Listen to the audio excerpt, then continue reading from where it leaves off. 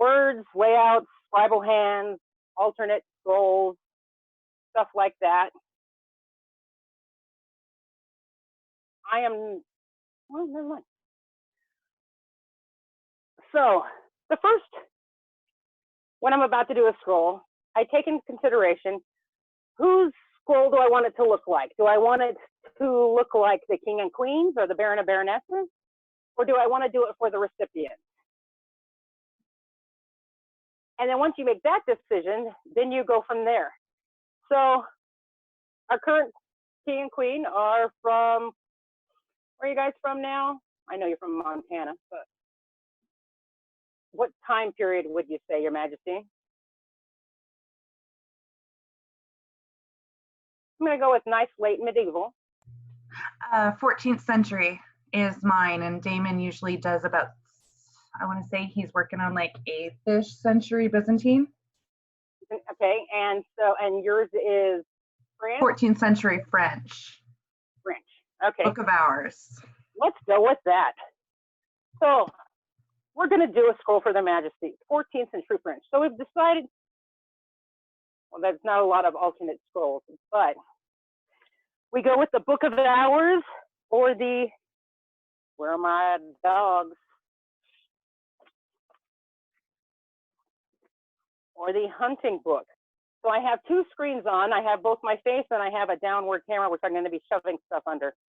So this is a fun one to do based on, because you can do the pictures and then you can do the goals.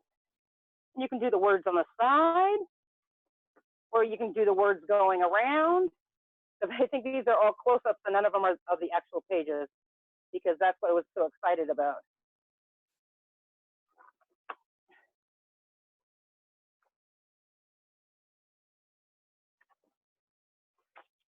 But we also have, from around the same time, the Book of Hours, which also has some very nice, very easy to do to make it more like an SDA scroll. So a fun thing that you could do with this, if I want to read this book and decide I was going to do something from this book, I could put the script up here in the words and then do a picture down here. I could choose to do a picture and the words here. I could choose to do just mainly words with a big illuminated letter, because they had those as well. Or even like that. Are you sharing your screen? Are you trying to share your other camera screen? I was. Was it not there? No, at least it's not showing up on mine, unless I've got mine set weird. No, I'm not getting it either.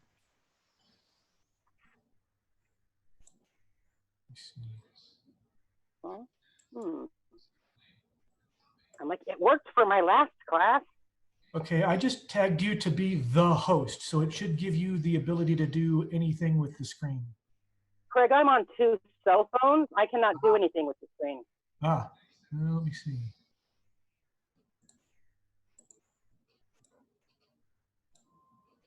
Oh, you know what? I know why. Ah, I see you just appeared in another thing.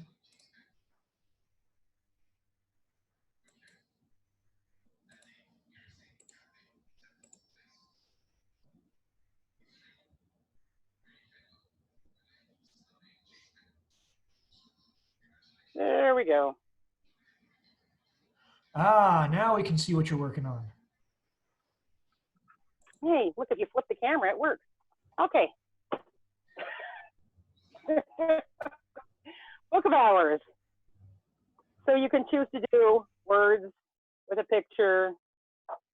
The first one I was talking about, which a lot of people have used, is this style. You can put the words up here. You can make this a smaller picture and do words. We also had, I popped the hunting book of Gaston Phoebus under here, which has a lot of just gorgeous pictures. Your Excellency, just one sec to help give people a little bit of instructions for those wanting to see what she's looking at in the books right now. The line You have to be in the, you have to be in the group. the line of videos that you see along the top, if you scroll along until you get to the other one called Varia Saunderson, you can click on the 3 dots and say pin that video, and then it will bring up that video for you to see what she's doing. Unless you're on cell phones like me, and then you just try to find it in the gallery. Yeah. Sorry about that. So say I was going to make something, those are the ones that are easiest, because when you have anyone from the 12th century to say the 16th century, we have a lot of examples. We have a lot of books out there, we have maps, we have all sorts of things that you can do to go with that. What we have less of are things like Norse or Persian or other styles of scrolls. So say, just because Angus has popped up on my feed and his little pictures there, say I was going to do a scroll for Angus. I could decide if I was going to do it out of stone, which would involve going, if I'm going to do it, it involves going to the Home Depot, getting a slab of slate, knocking off the slate borders, I could just, and deciding what to do from there. So we're going to go with Norse first just because. And so because many of the rune stones, many of them started like this, but as they went on, they got chipped, they got dinged, and they look a little different. So then I would go, and I have a huge Pinterest page of rune stones from all over Denmark, Norway, pretty much every rune stone they found, even the really faded ones that are part of houses, because every single one gives you an idea. There are ones that are still great laying in the earth, and that gives you an idea. So then after that, after you decide that you're going to do a rune stone, you search and you find one that you like. So we're just going to go with a nice basic one that has the words that go up and over, and then a picture of something that he's doing. So one of the parts of his device is a Highland cow. And so I could find something that looks like a Highland, find a picture, and you can Google search it, which the internet is a fine thing, and look for rune stones with animals. And it will pop up with all sorts of pictures of different kinds of animals. So then you could draw the rune stone, and then if it was from their majesties, you could also, there are a couple of griffins on rune stone, and you could also put either a griffin down here, or if you decide to then go circular, you can make the terminus endings griffins.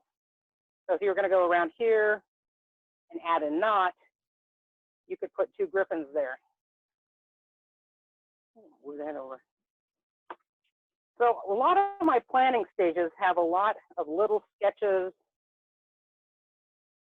on what you decide. So you find an animal that sort of looks like it, and then you change it just enough that it actually is the animal that they represent.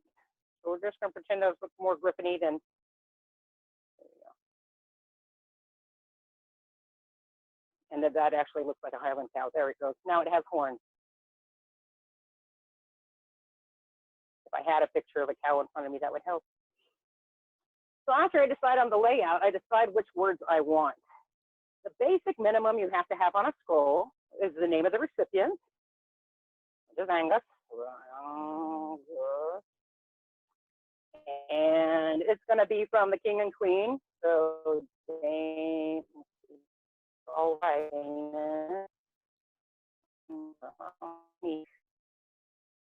Almost got it right. What the award is, we're gonna give him a maple leaf because he already has one, and the date. So you'd also want to maybe incorporate what the award is. So it's a maple leaf. So we're gonna put a little maple leaf in there, smack dab in the middle. So if I was doing it on paper, I could then decide, I threw everything on the one I had here.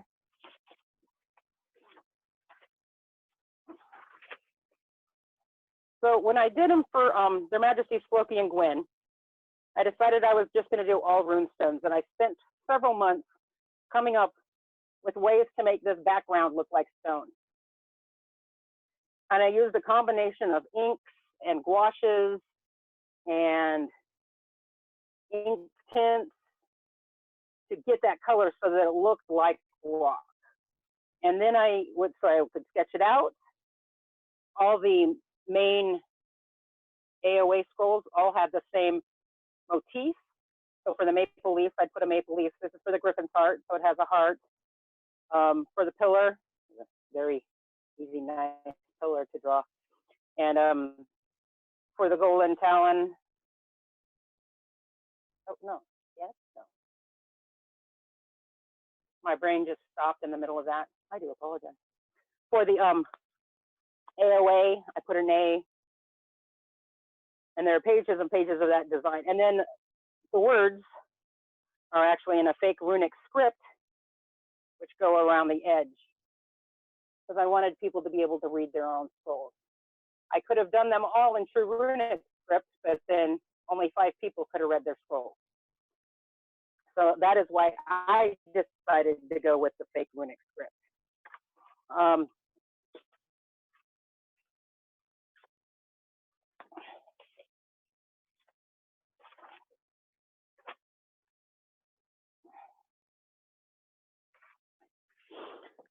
Give me another suggestion on someone we should do. Say we love Da Vinci and they're an artist. And so we decide to take a page out of Leonardo da Vinci's notebook scroll.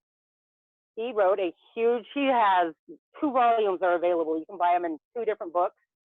They're softback, and they have tons of pictures and words. And so it's a really great way to do a different kind of scroll that doesn't look like your typical scroll.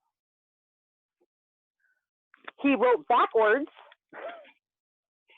and in his own secret language.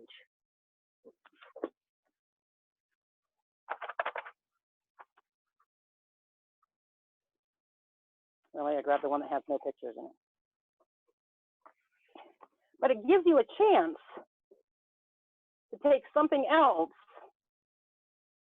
It could be a picture of your recipient. You could change it to your recipient or the king and queen. You can add script to it. Someone exercising. Looks like he's doing some hammer work, that he's using a sling. So if someone was known for thrown weapons, it's in melee, those guys with the tennis balls that kill you when they're thousands of feet away. No. So that would be cool to do for that. If they are Japanese, this is not a scroll I did,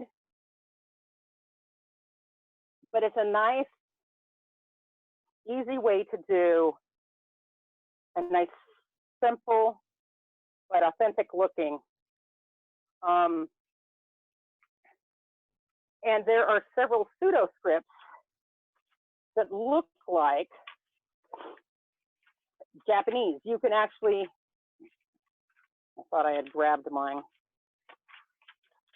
I did Timur and Tiana's, one of their reigns, I did all their champion scrolls, and the words were over here in a Japanese pseudo script, and then I did a dragon with either him or her in front of it, and it was all line work. So nice simple drawing, and then horizontal script.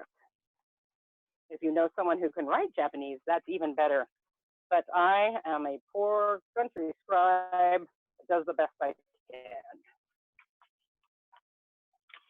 Oh, and this goes with the Leonardo. If you ever decide to pick a script that you're not good at and say you want it to look like a certain something, Google it. See if someone has already invented the font. I found a web page that was Da Vinci, and it had it both backwards and forwards. And so I could write out my scroll, and I had it print out on the thing, and then I just put it on my light table, and then I could trace it using my dip pen, and it made it look really nice.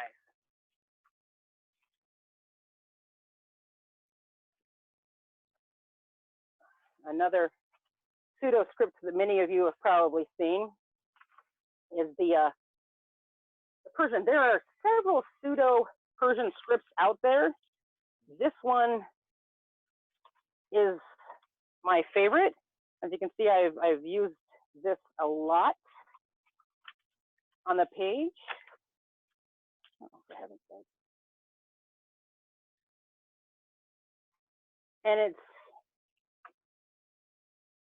And everyone who does it, it looks differently. Her Excellency Bronwyn uses the exact same script, and hers looks totally different from mine because of the way each person writes.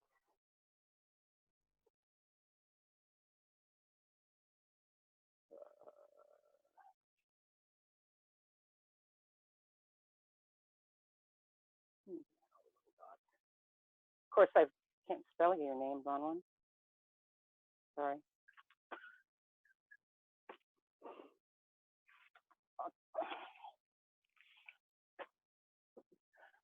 So besides using paper and doing scrolls like that, there are also several other ways that we can do scrolls. Like I mentioned before, we can do it on rock. For rock, I do get slate from from Home Depot. Lowe's also has a slate. And I take it and, like I was talking about on this previous page, I take a hammer and I just knock off the edges so that it looks a little more rough hewn. I usually keep this part right here straight, but I chip all this off. And then because it's slate, I do take the hammer and hit it so it's not very sharp, so that it doesn't cut you when you're holding it. And then that gives you a basic of how much space you have and what to put on it. I use a use my Dremel with the nice Dremel tools, and I will use a diamond bit to get the lines on that. And then sometimes I will then go in and paint it as well. It has been shown on many rune stones that there is still color inside the runes and the lines. There's also nothing wrong with doing a rune stone that's just full of words. But I think our modern aesthetic likes to add some of the little pretty pictures. You can do things out of metal. I know Her Grace Inga has one that is a Viking armband. I'm pretty sure it was her county scroll. And it's all in runes, and it fits on her arm. I've seen them done on horns, drinking horns. We have at least 2 knights in this kingdom that have their scrolls on a drinking horn, also carved with a Dremel. I've seen awards on eggs. The bigger the egg, the better. So ostrich egg is the best to do for that because you have so much room. You can sketch it all out with pencil, and then you can make everyone sick by throwing your camera on the floor. And then you can use ink black.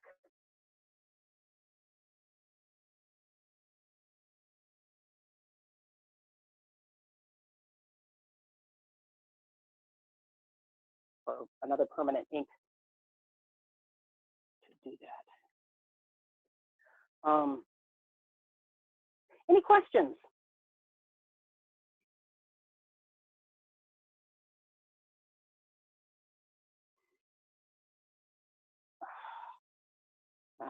That did not do good things for me.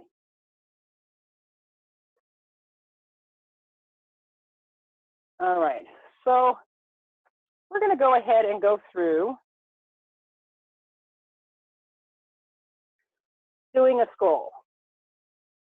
So someone give me a non-traditional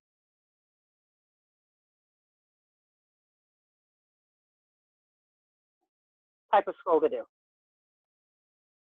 You know, not your typical European illuminated scroll. Does anyone have any ideas?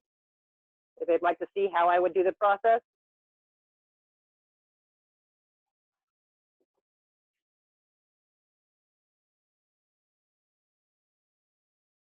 German woodcut.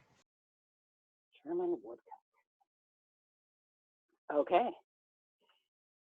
So first you Google German woodcut.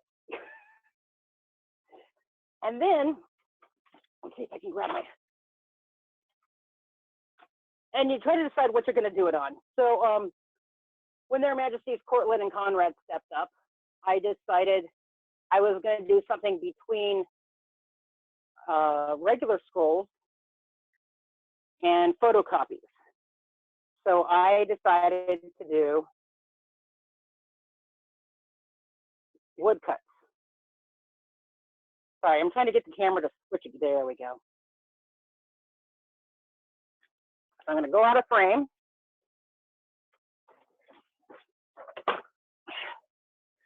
So you can either just draw a German woodcut, which means you can pencil it in and then use a nice dark ink to make it look like a German woodcut. Or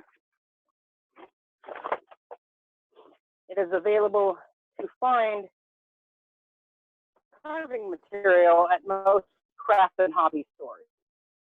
So this ended up being the Griffin's Heart for their reign. You can see that. That one ended, oh, can't really see what they look like. This ended up being the AOA. So they were actually done as woodcuts.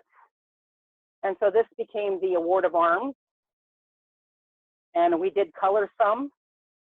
And then other ones we just left blank. And these were actually printed on a bigger piece of paper, but went out to here so I could write the script to the side. Now, someone popped in Persian. I am going to run to the other room real quick. Talk amongst yourselves.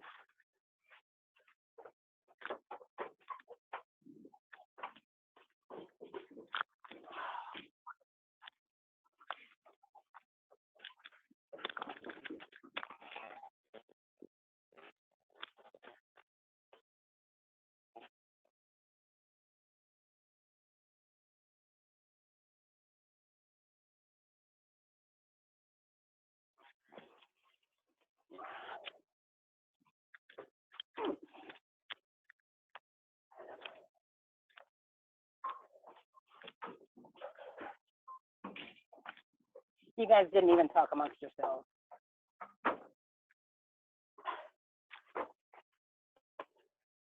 Okay.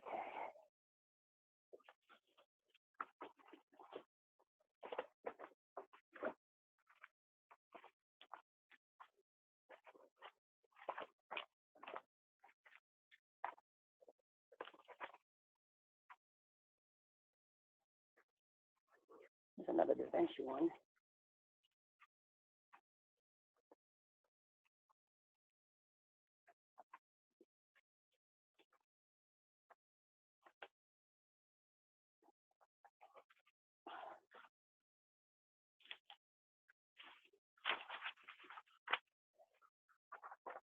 That's on the Japanese script.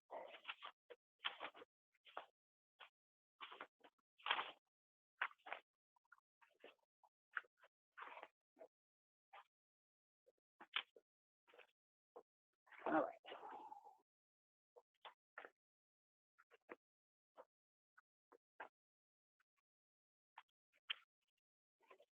Sorry, I'm trying to find a picture of mirror scroll that, there we go.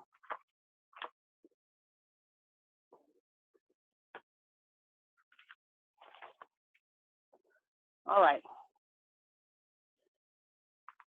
So when Mir became a pelican, I was honored to do her scroll.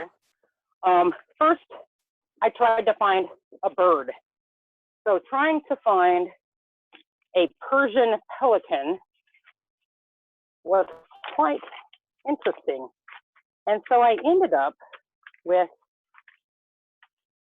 a bunch of fiery phoenixes. And it ended up being that one right there. You can see that. And then in the middle, I got the king and queen. Here we go. So this is the making of it. So first, I did all the script in that Persian script that I had. And then I put in the picture of the pelican. That is her husband and her household. That was the current king and queen, and it's Miriamni. And then that was their highnesses. So I had their highnesses lurking in the background there. Right there is a close-up of Mir, and I think it's Timur and Tiana, and that it's Sati and Michael. So there is a close-up of I looked through and found some Persian scripts that had tints and the different designs that were on the tints. And then I did the little thrones that were in the picture, and then I just dressed them like Timur and Tiana. And then I dressed him like the butcher and some of their friends. And then I dressed them like the T and Michael, who are going to be the next king and queen. And then you have the whole scroll. Now this scroll is about, what is that, 12 by 18 is how it ended up being. And so that was a fun one to do for them.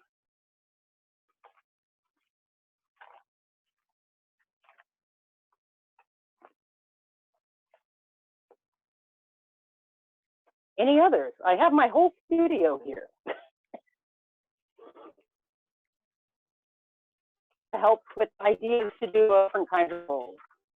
One of my favorites I did last couple of reigns back is I did the Bayeux tapestry, and it was for Rogue, and so it was for her Prince Talon, and so in it I put a whole bunch of knights that she knew and her friends, including a couple that are down here and dead. Including let's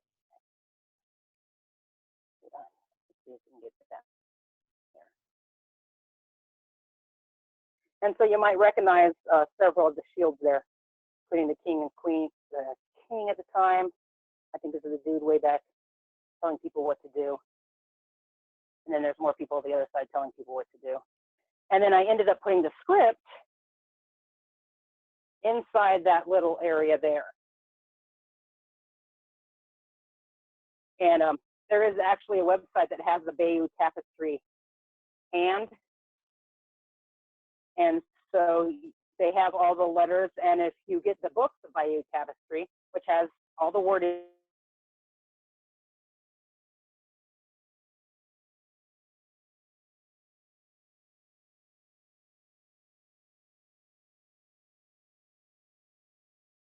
you can write it down yourself. So that was a fun one to do.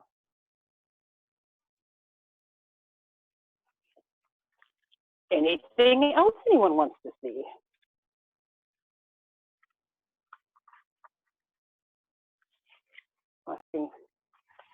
So here was me deciding, Chat. go ahead. I think a few questions have popped up in the chat, Var. Okay, so yeah, the teeny tiny is done with a micron pen. It is my one of my favorites to use. I do not recommend Sharpie because it can yellow your paper later, even though it's permanent. Also the Segura pigment pen.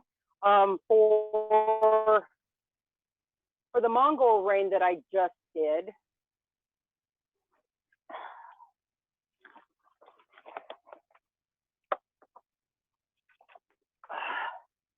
I had found a Mongol strip script that was done really nice, but they had used a regular dip pen to do it. So when I did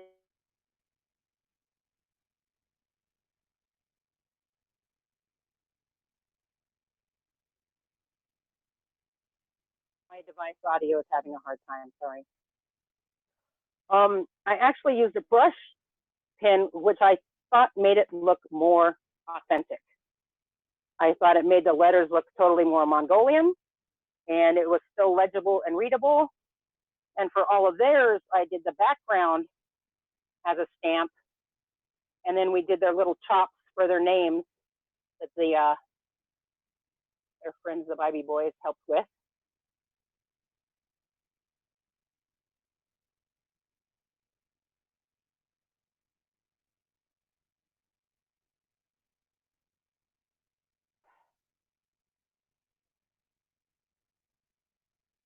I'm gonna see if this doesn't improve it.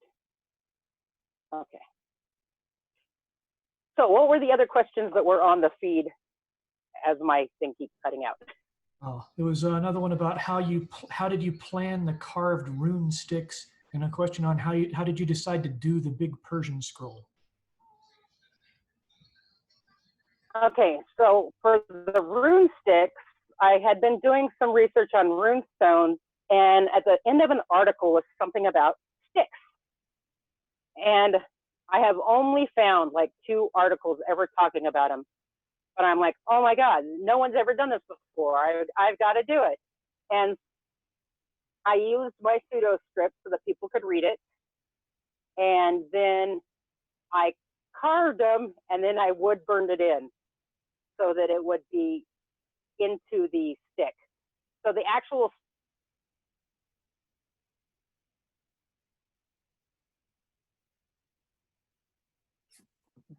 sticks that have been found in period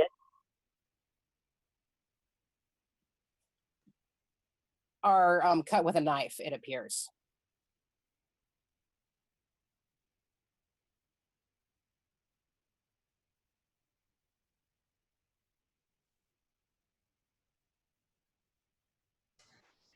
And I think the other question was about the big Persian scroll and how that came about.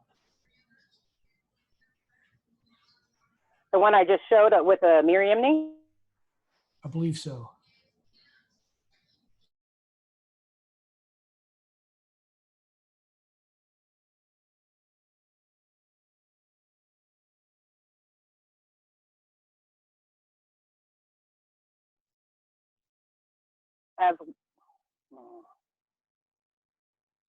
As well as, maybe that's right now. Oh, how did I decide on the size? At that time, I only had 2 sizes of paper, and because I was really, really wordy on that one, I chose the bigger of the 2 pages, and so then that let me just write all over. I mean, it's let all in singular. I mean, it's a lot of script there that I put on that one. And then when later when the butcher got his knighting scroll, they asked me to do it, and so I made it in the same style with the picture at the bottom. And on his, I have it has a different king and queen. It has a different, the mirror's over here with the banner, and I did him fighting in the other corner, and I put more friends around it so they matched. I also did Michael and Satie's duchy scrolls the same way. And on hers, I have a Persian lady playing a harp on a horse, and then his is a knight from horseback. And so on theirs, that's what the main picture is here, with the Artemisian banners on one side and their personal banner on the other side. So I made them look like they were flapping in the breeze. Any other questions pop up there?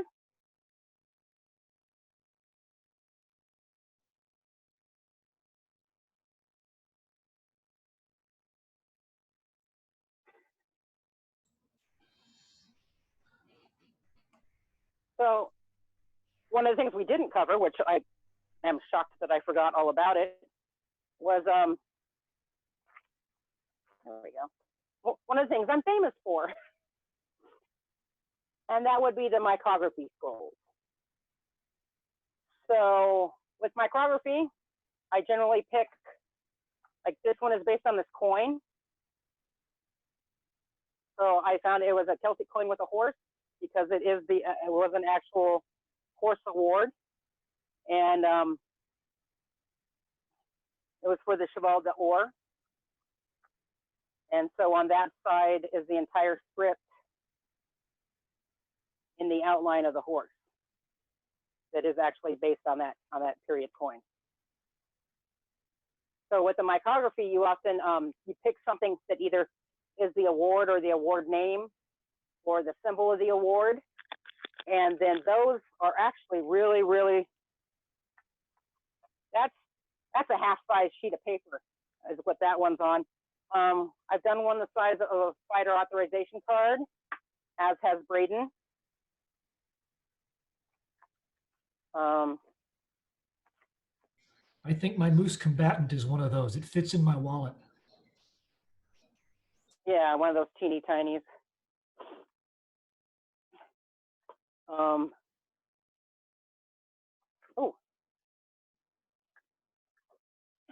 to go with the Bayou Tapestries, for Ronan and Claire for their champions, I did pages off the so that was for their equestrian, and that was for their jousting. You can see those with the words where they actually had it on the tapestry. So, you can stick in a griffin, you can stick in people cudgeling each other on horseback. And besides the big stones that I do, I've also done, this is the size of a lunchbox about. So this was Ronan's knighting scroll. So those are the two sides. The picture is actually bigger than the actual, and then that's the front with the representation of his device. And that's just carved out of soapstone. And that one I actually didn't use the pseudo script, I actually used true runes, so I can't read it.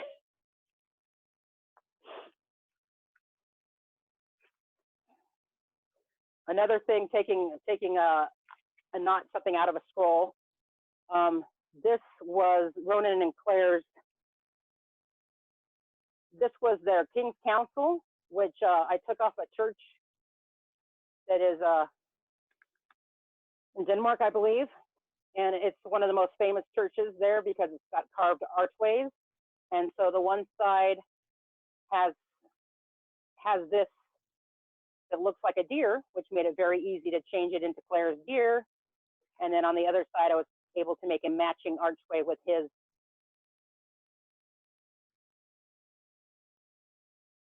cow, deer. And then I combined them and colored it to do the griffin. And so that was utilizing and making all three a matching, using something that usually isn't on a scroll.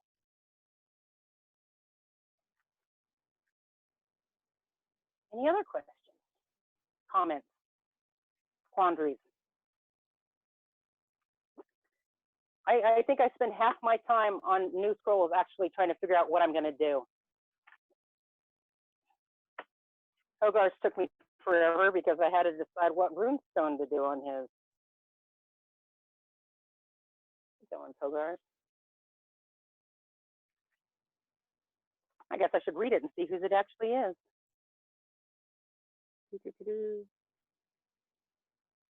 Find a skill, artisans, mighty, Artemisia. At this time, they would recognize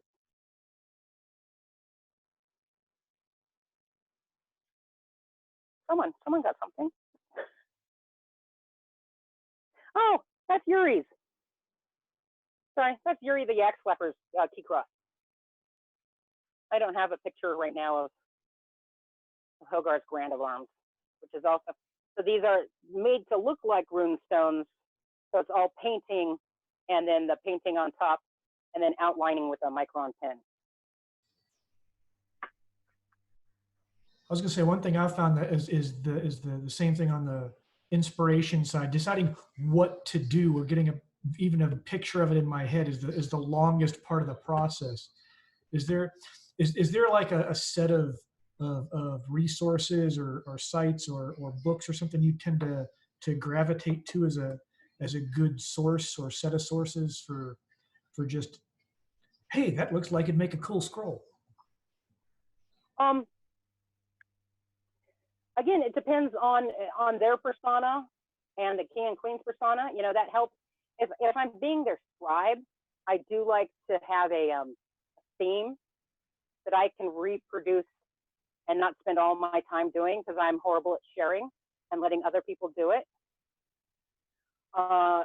Many times, the last couple times I've been scribe, I have done the AOA level ones, which is the workhorse part, letting other people do the grant of arms and the peerage scrolls, because then they can shine.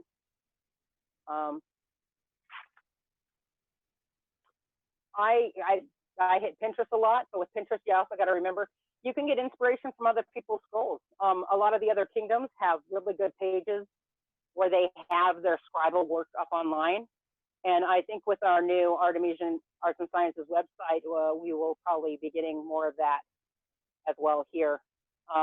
Mrs. Juliana is very excited about doing more arts online so that we can see stuff and exchange information more.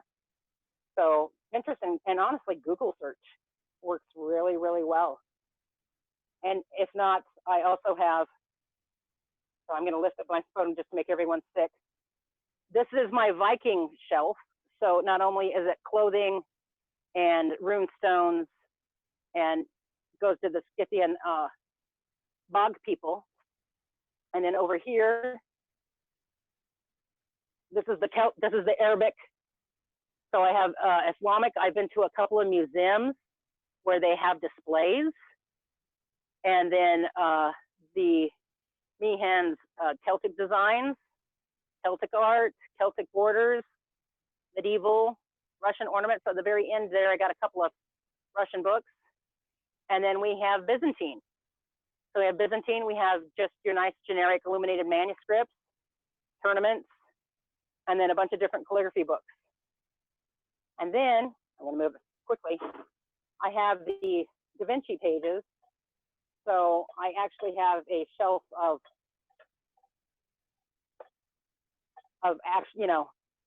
period artists.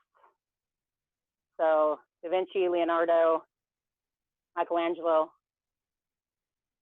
to help get even more ideas. Jewish art of illustrated history. So Albert Durf, one of my favorites. Vatican museums. So anytime you can get like a museum's book of a display, then that is also, and with more and more going online, I love Arlen popping up all the time, telling me when a new museum has popped up their entire exhibit. And I just want to go download the whole thing and stick it on my tetrabyte hard drive. And honestly, I sit for hours and flip through pictures until I decide what I'm going to do for this fall. So, I saw a whole bunch of things pop through while I was yes. That was me being chatty. Sorry. That's good. That's good. I even have, let's see, I think I do have that one right here. So here's the one. I didn't do this one, but Brad did this one. This is my Griffin scroll, and Braden did this one, and all the ermine spots on the Griffin. It's that's all that is. So, and a lot of people don't know that I actually have done, regular medieval scrolls. This is now Sir Thomas. This is his Pelican scroll I did back in AS, what does that say, 33, 32? And that's that big full size that I was finishing the artwork actually in the car on the way to Estrella, because that's where he was getting it. And that's Sean and Karen and I think Richard and Sorsha. And then, you know, all the banners behind them.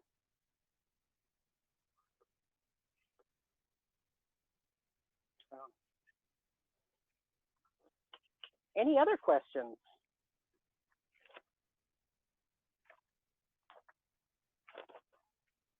Here's a better picture of the planning of the carving out the and doing the wood cuts. And I chose to do the water based instead of the oil based because I needed them to dry quicker than an oil based print would do. And I also wanted to be able to add some water. Now, because of the ink I chose, not only is it raised, but it is not waterproof. So when I went back and colored some of these, I did have a slight problem. I just had to be careful when I colored. So these are actually the actual scrolls that didn't get used. So I made sure I had room to write, and so I just carried them with me. This was for the maple leaf. I found a really cool picture of, it's a furrier and a smith. And I thought, oh, that'll work. And then people serving, you know, people moving the stuff. A couple of them did get colored. So those were colored in watercolor. And the first night I did them, we actually were at a pre-revel before the event. And a bunch of ladies of the rose and people, we just sat at the table and painted a whole bunch. So this was one of the first ones given. And if someone else colored it, we put their names on the back.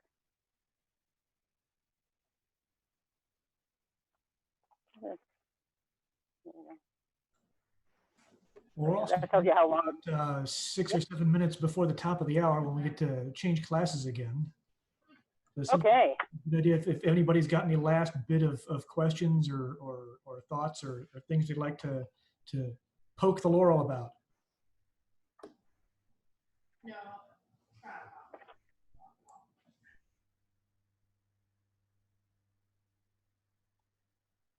Well, thank you all. I hope you got ideas to do more new stuff, and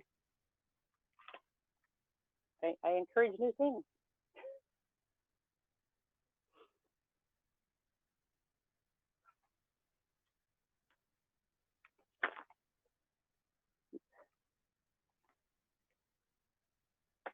And this is a reason that it's really great to do some, that right there was actually, each of those caves was hand calligraphied.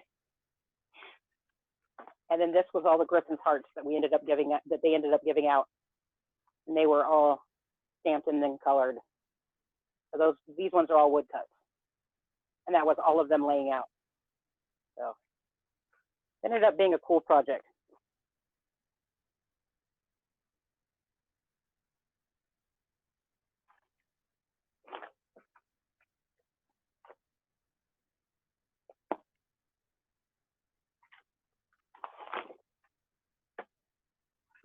It should be in the chat. Gomez, did you do a thing for did you do a link for people to sign up?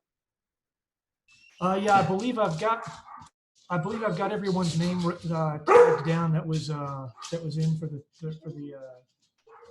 fair. I've got let me see. Let me do a quick count.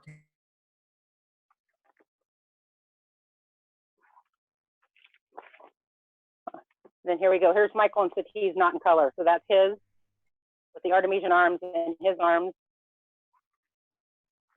And I don't have hers because that would be too nice.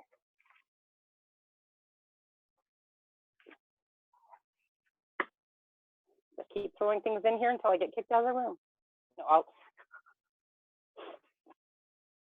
all right. Goodbye, my friends. Enjoy the rest of the event. Talk to you later. Love you. Thank you very much. Stop recording, Gomez. Yes, we will kill the recording now.